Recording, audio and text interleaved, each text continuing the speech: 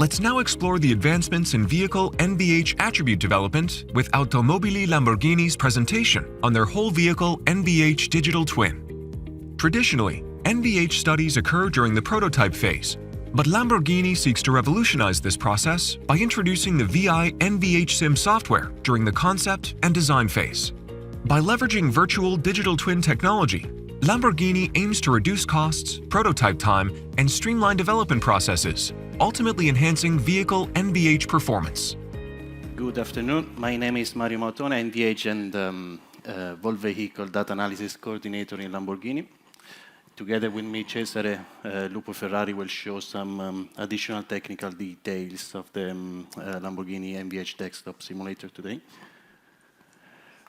Why the NVH Lamborghini team needs a digital twin? That's the main question today. The vehicle V-shape development is well known. Simulation approach is in general focusing on the left side to focus on concept and design phase, saving time on prototype testing and validation up to the vehicle release sign-off. That's the typical simulation approach.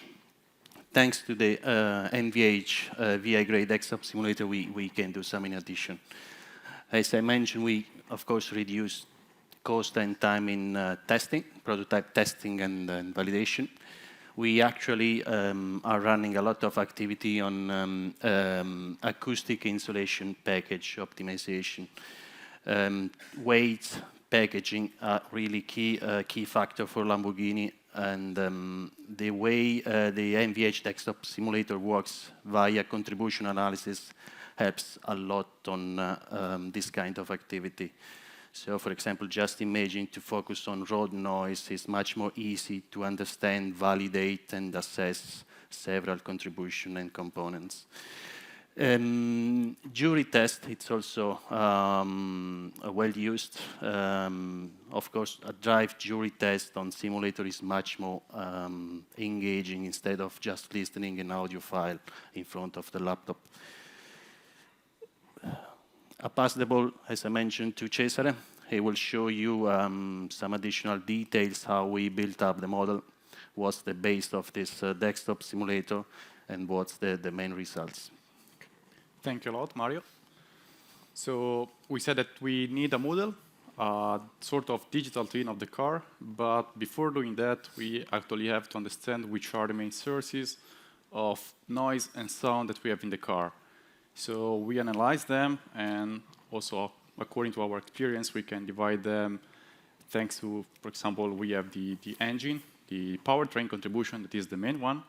Then we have the rolling noise that every car has. And then lastly, the wind noise, that according to the speed, it varies.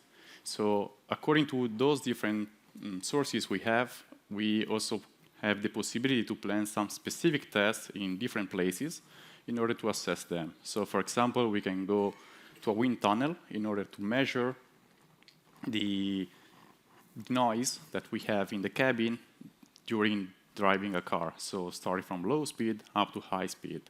So we said that we are able to separate the contributions. So for example, for the rest, for the other contributions, we can go to a proving ground, to a test track, where we can measure, for example, the rolling noise. And going to some specific facilities where, for example, we have different surfaces, we are able to assess the noise we have inside the cabin when the ground is a bit more rough or smoother. So rougher or smoother. So we have a complete assessment. Also, if we talk about, for example, the powertrain, we have to cover as many as possible all the conditions that a driver can experience.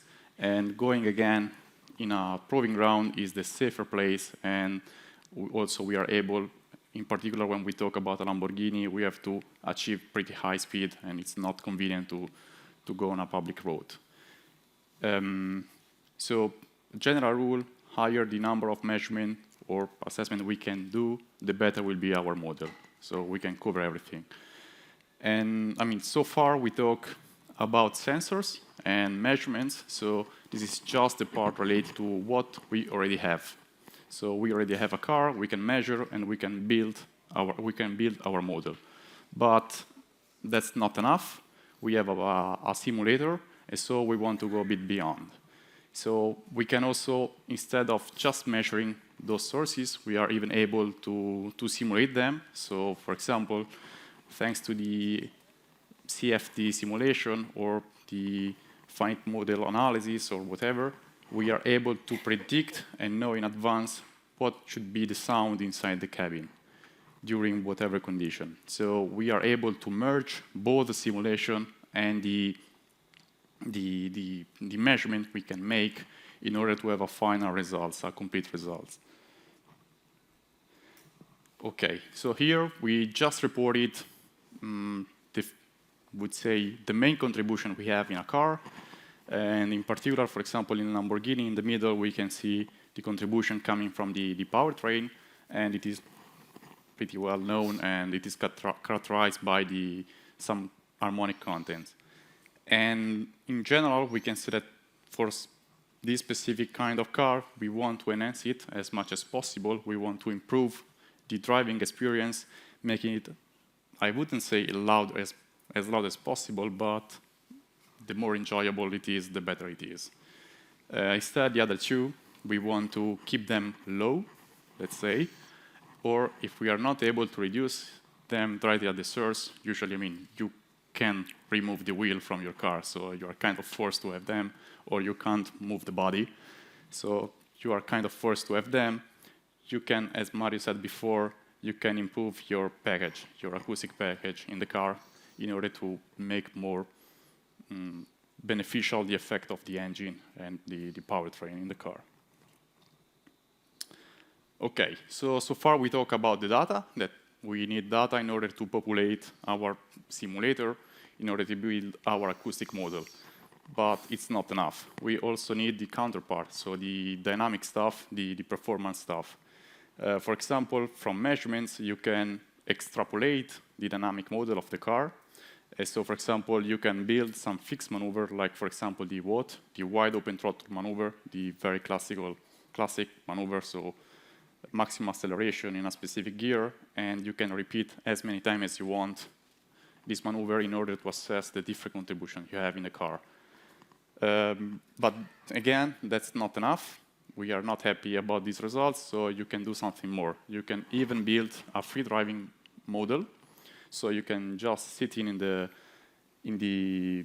simulator and start driving, listening to the different contribution and perceive which are the main one, what happens if you turn one off, or if you increase, you reduce a specific frequency or whatever.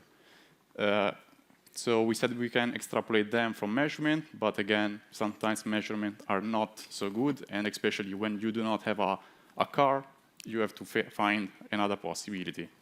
This possibility, luckily we have another one, and in Lamborghini we decided to create an interface with MATLAB Simulink, where we build our dynamic model of the car.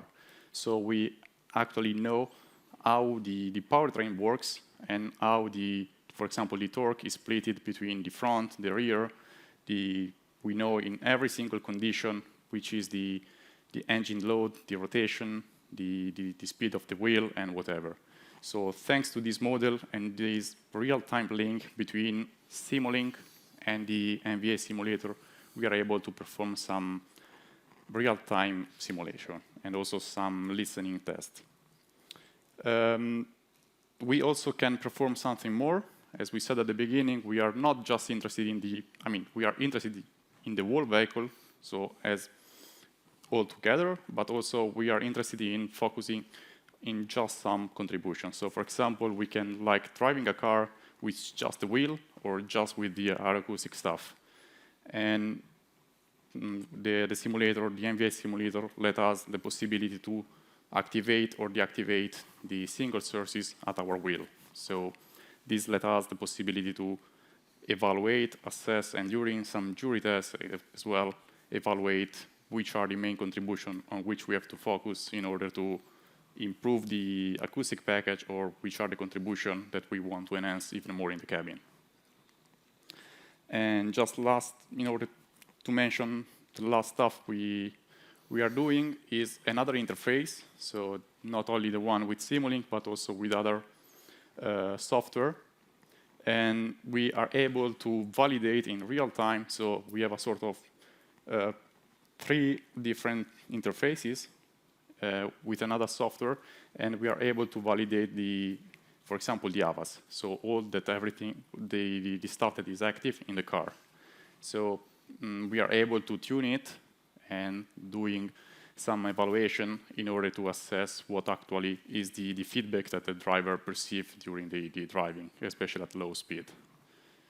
And that's it.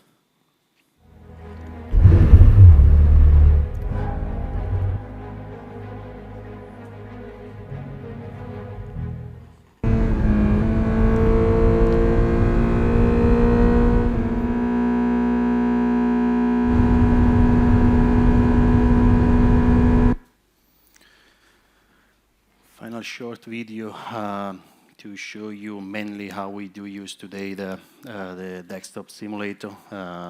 We cannot show too much, of course, apologies for that, but at least summarize the noise contribution analysis. First of all, is the main task, and a bit of sound design as well. The jury test is very important for us as well. As I said, instead of listening just an audio file, listening the acoustics while driving is much more interesting, engaging, and they give us the possibility also to better study, development, and validate several solutions. Thanks for the listening, and if you have a question, welcome to answer.